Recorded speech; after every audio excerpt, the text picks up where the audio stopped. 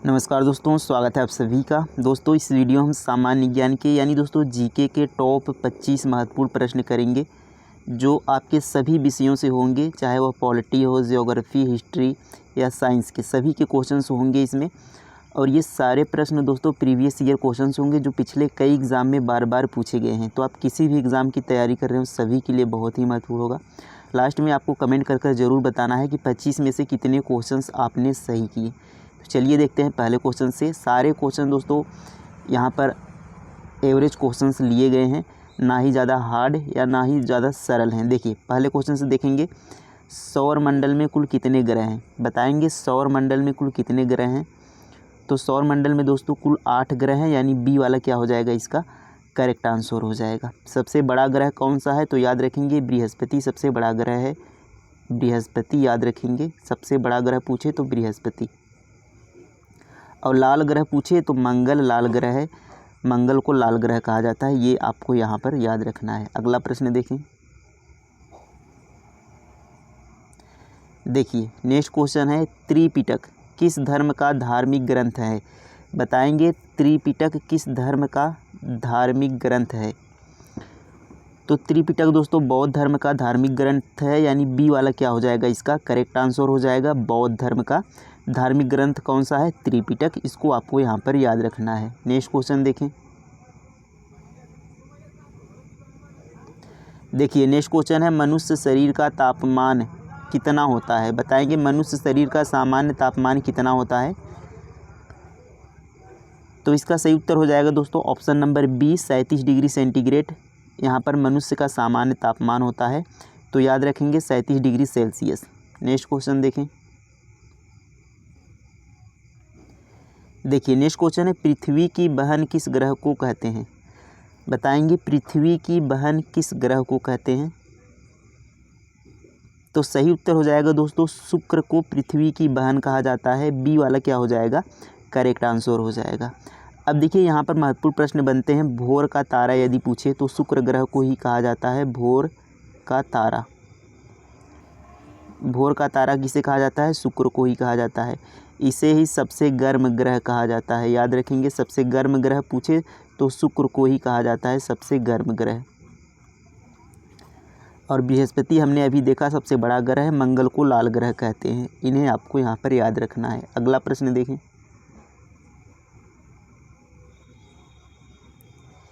देखिए next question है कि वास्को डी गामा जब कालीकट पहुँचा वहाँ का शासक कौन था। तो बताएंगे जब वास्को डी गामा कालीकट पहुँचा था तो वहाँ का उस समय शासक कौन था।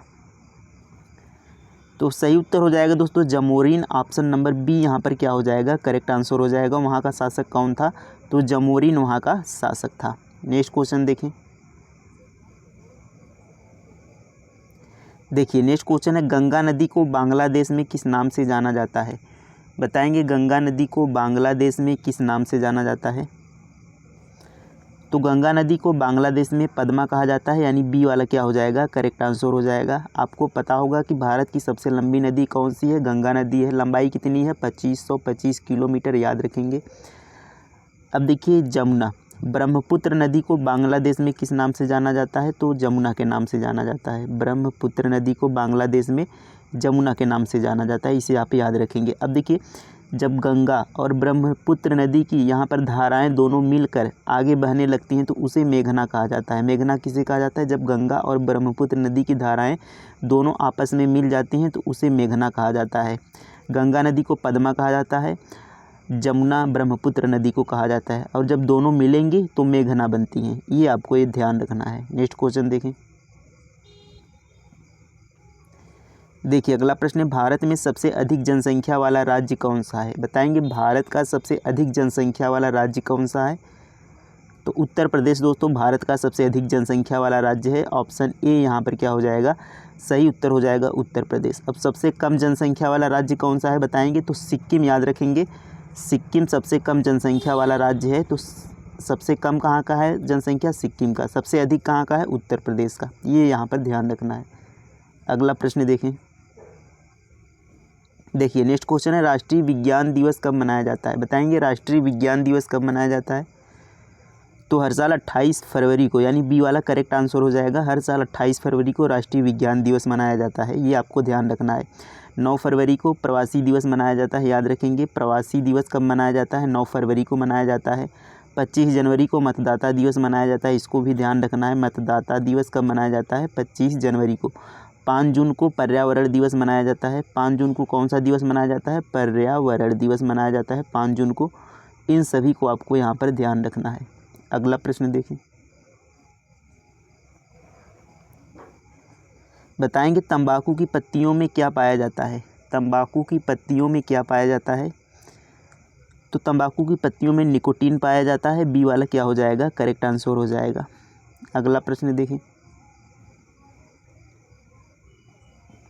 सूर्य और पृथ्वी के मध्य न्यूनतम दूरी कब होती है? बताएंगे सूर्य और पृथ्वी के मध्य न्यूनतम दूरी कब होती है? तो सूर्य और पृथ्वी के मध्य न्यूनतम दूरी कब होती है? यह आपकी 3 जनवरी को सूर्य और पृथ्वी के मध्य न्यूनतम दूरी होती है। और याद रखेंगे 4 जुलाई, 4 जुलाई को क्या होती है? अधिकतम दूरी होती है। 4 जुलाई को अधिकतम दूरी होती है। और न्यूनतम कब होती है? 3 जनवरी को। तो इसमें देखिए हमें कन्फ्यूज़न बहुत होता है कि न्यूनतम दूरी, और यह होता है 3 जनवरी को।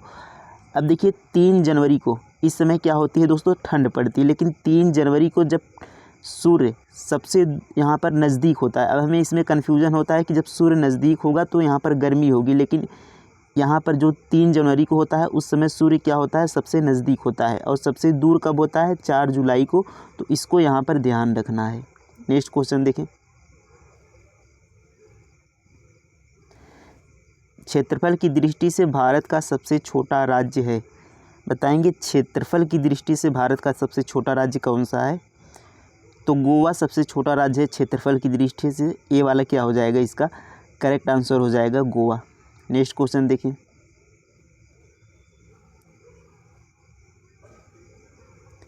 देखिए अगला प्रश्न, सूर्य के प्रकाश को पृथ्वी तक पहुंचने में कितना समय लगता है? बताएंगे सूर्य के प्रकाश को पृथ्वी तक पहुंचने में कितना समय लगता है?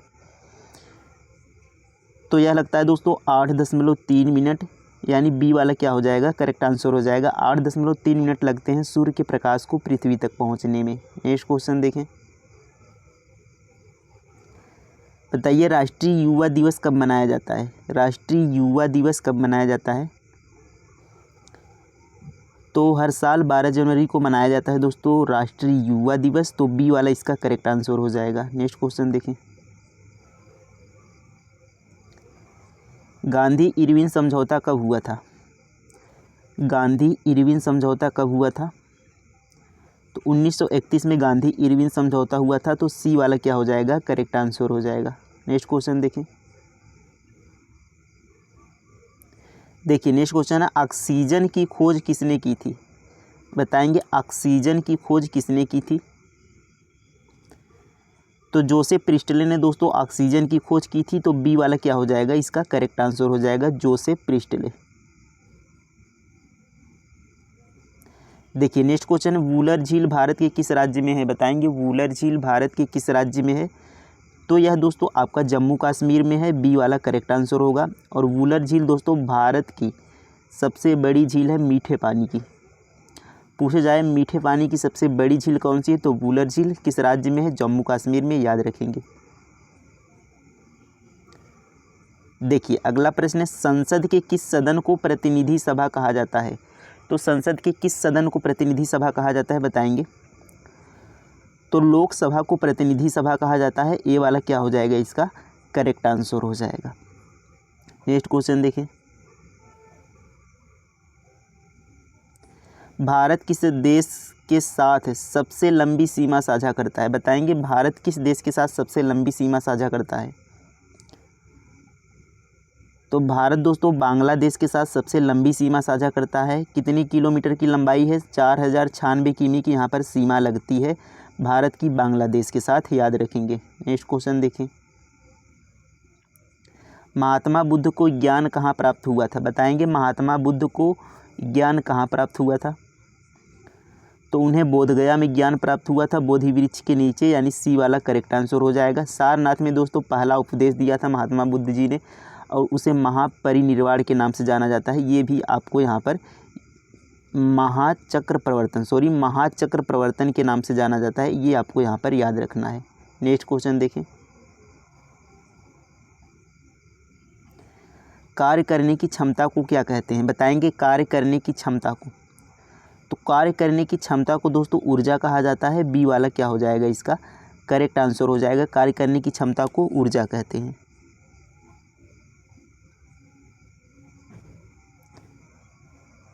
देखिए नेक्स्ट क्वेश्चन है, HIV विषाणु से कौन सा रोग होता है? बताएंगे HIV विषाणु जो होता है उससे कौन सा रोग होता है?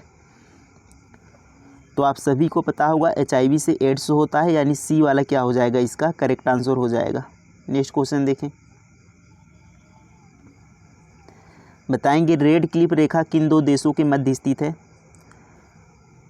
तो रेड क्लिफ रेखा दोस्तों किन दो देशों के मध्य है, या भारत और पाकिस्तान के मध्य है? ये वाला क्या हो जाएगा, इसका करेक्ट आंसर हो जाएगा। भारत और पाकिस्तान के मध्य रेड क्लिफ रेखा है। भारत चीन के मध्य दोस्तों मैकमोहन रेखा है। इसको भी आप याद रख लेंगे, मैकमोहन रेखा भारत और चीन के बीच है। नेक्स्ट क्वेश्चन देखें, देखिए अगला प्रश्न है, विजय हजारे ट्रॉफी किस खेल से संबंधित है? बताएंगे विजय हजारे जो ट्रॉफी है यह किस खेल से संबंधित है? तो यह दोस्तों आपका क्रिकेट से संबंधित है, यानी सी वाला क्या हो जाएगा, इसका करेक्ट आंसर हो जाएगा। विजय हजारे ट्रॉफी क्रिकेट से संबंधित है।